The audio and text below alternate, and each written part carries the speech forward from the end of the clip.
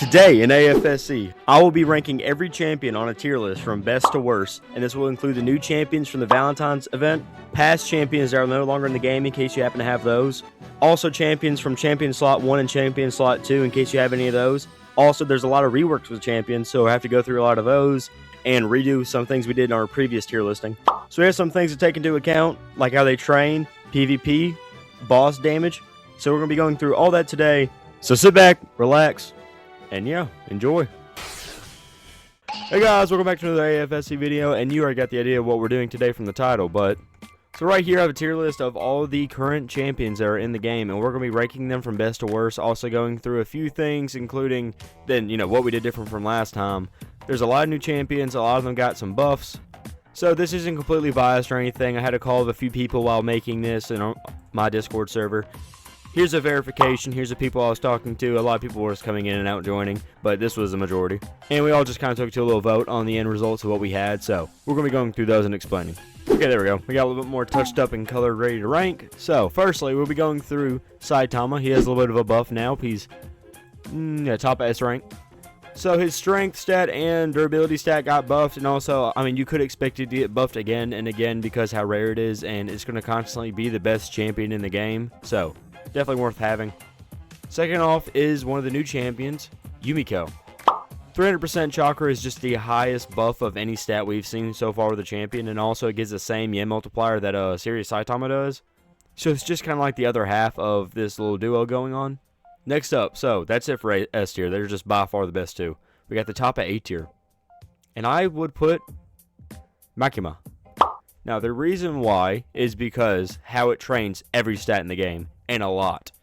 So you can look at them and you can see that it's less than majority, but you gotta take a few things into account. It's really easy to get. There's two bosses right beside each other. You can get it within a few hours. It trains every stat, so tick quests are insanely fast, and also, especially how early on in the game you can get it is going to help you so much. Plus, it does train a lot, so, if you're missing out on some of these Fighters Pass champions, and also, the rare ones like these two, it's a great one to have. And right behind that, we have Esdeath. Brand new champion. It has the same strength multiplier as Kakashi. Also has a sword multiplier on it. Or not multiplier, these are, percentage trains. You know what I mean. And on top of that, it has 2 times the new heart tokens, which is going to be really good because that's going to help you get more yen. Next up is Kakashi. Insane strength. No, wait. I don't know why we have this like this. It's Awakened Naruto. Tied with the best durability unit of the game. Tied with Serious Saitama. An insane unit. And then you have Kakashi. Like I said, at this point, it's just a worse version of Esdeath. So, it's not worth having a whole lot. Also, it's honestly harder. If you consider the Fighters Pass harder than grinding the bosses, which it kind of is. Next up, we have Pebble Leap. Now, you might be wondering why, because it doesn't train a lot of any stat. The reason why is because how easy it is to get. It's the first tier in the Fighters Pass. You get it, instantly. It trains a lot of most of all the stats. Once again, it can be used for tick quests. And just how easy it is to get, I put it above most of these champions. Next up, Rimuru. Rimuru you can no longer get. Also, it's just a worse version of Yumiko. And between the mixture of you are not able to get it anymore, how hard it was to get when it was out, and also there's just no current need for it. It's not great. Still trains really well. It's just where it's at right now. Which does leave me a chance to mention that I remember hearing that you shouldn't be deleting all these units from the old updates, like Pain and Rimuru. The reason why is when tournaments come out, they're going to be giving them a huge buff for tournaments to make them still in the cycle of, these champions are worth something, despite their buffs not being that good anymore for their actual stats. But we continue on. So next up we have, what's her name? Asune? Yeah. Pretty much just playing a better Shanks at this point, giving you a heart bonus. And I think it gives more yen than Shanks does too. Maybe not. One sec. Yeah, it does. Okay, so it gives more yen too. So it's just, like I said, better version of Shanks, but there's no really need for it because, there's no point of training sword. So you're better off just using Awakened Naruto or Esdeath, or what Esdeath doesn't do durability, but the best thing about it is going to be the 2 times heart tokens. But there's just better replacements, and how hard it is to get, there's other options. Okay, I did have Shanks and then top card in the original listing, but I'm going to change it up and put top card this time. Just because I'm taking notice to the higher durability, the pointlessness of sword, and also just it has pretty solid PvP buffs with you can't be stunned. So I definitely keep top card here, and then I put Shanks next. It's just a weaker version of Asune, and I mean there's just not a whole lot of demand for it. Next up, our first mythic, Shunro. The only reason why is because you can take it into boss fights and the 2x chakra damage. It's really good for them. And also, it's pretty easy to get. Like, I mean, you can probably get it within the first few hours of playing the game. Then, next up, we're going to have Minito. So, just got a buff. Still not a great unit. It's okay for training, and also maybe, like, when bosses come out in the future, it's going to be more useful because bosses will get progressively harder, I'm guessing, to work around champions like this, maybe. But at the moment, it's not worth grinding for. It's kind of hard to get versus what it does. Okay, now we're going to B tier. So top of B tier is definitely Pain. So Pain is outdated, just a worse version of a lot of champions on rank A, giving less of each stat. It does have the Chakra Shard bonus, which is, becoming more of a rare occurrence. But Rimuru does it better with 2x. There's not a reason to have it. You can't get it anymore. Not really, it's not obtainable. Then we have Reindeer. Super, super small yen buff, but, still a yen buff at the end of the day. If you have it, and like the only scenario I'd even imagine you having this to a point of using it would be you got it and then quit the game and now you're coming back to the game, and then I'd be like, okay, not a bad champion. But now you can't get it, and if you had it, you would never use it. And once again, we're playing it by ear because I'm seeing things as we're going that I kind of regret doing earlier. Saitama definitely goes in front of Reindeer. 110% your strength, 110% your durability, pretty good buffs for damage or, PvP and stuff, so step up. Then we have Escanor. Trains, 3 stats, good for tick damage, or tick training, sorry. Really easy to obtain, so it's really good for how easy to obtain it is.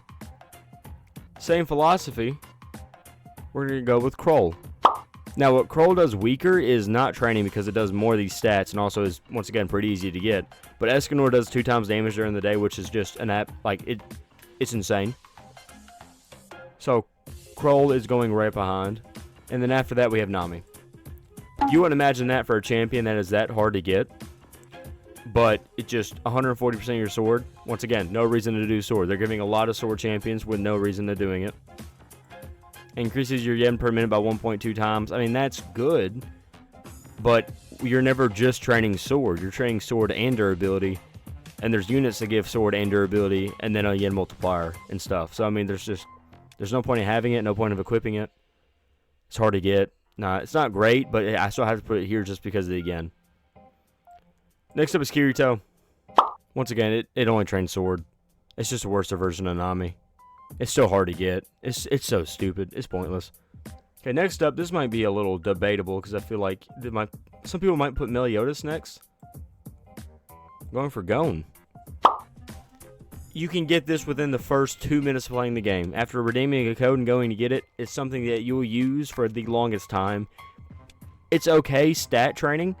Also, for tick quests, it's still used for like some people if they don't have, or it was used, but now you have all these new champions that you can use. But just for how easy it is to get early game and what it is, it's where it's at. Then we have Meliodas. Good training. Good training. A little bit harder to get, but good training. Then we have Goku.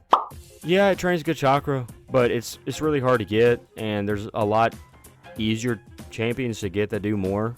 But, I mean, you still can't say it's worse than anything else by the end of the day, so it's where it's at. Boo. Once again, it's really easy to get. It's one of the best strength and chakra champions you're going to get early game. And that's how to speed through a few. Boom. Boom. Boom. Mythic's out the way. Gojo just does durability. One of the best durability champions in the game, but also it's pretty rare in all these from the first champion slot thing area. They're not great for how rare they are. Light does 100% of your chakra. I mean, they also do pretty good stuff for PvP. Like, they're better PvP than some of the stuff from the second champion slot, but just training-wise, they're not nearly as good, so just not worth having. Same with Itachi, trains 80% of your chakra. Even with the good PvP, doesn't really hold up. Then right behind them, we're going to have our first epic. So this one isn't as good as Gone and Boo. And I know it's more common, but it's not that much easier to get the other two when you're starting off in the game. And it's still not bad. And also it's really, really easy to get. And then the legendaries kind of break off from C tier and 2D tier. The rest of the legendaries. So the two making it to C tier. Sasuke and Ichigo. That's because these two actually have decent training stats and also good PvP. The legendaries, once again, also have good PvP. Anything from champion slot 1 gives good PvP stats. Just training is not strong at all in this area. And that's why not in any particular order we have Rengoku, Genos, Boros. Boros is definitely the worst though. And this is kind of in order. Really depends on your argument for putting Genos above Rengoku, but... And then Boros is insanely hard to get for only doing 30% chakra and 50% strength and durability, when you can just go ahead and get Gon, which is better for all that. After that, we also just have all the epics. Boom, boom, boom.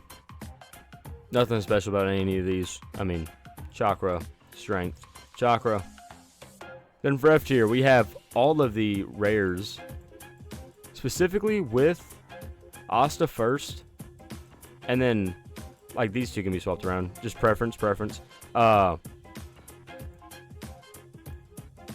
Something Woo, whatever his name is from Solo Leveling. It's been a little bit since I've seen the show. He's definitely the worst.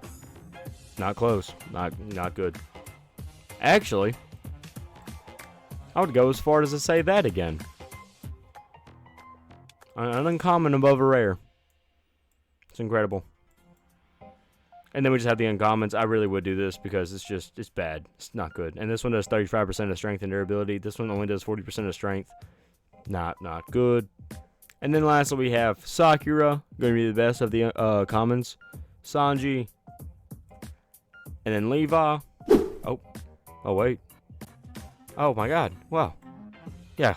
Killua was god tier.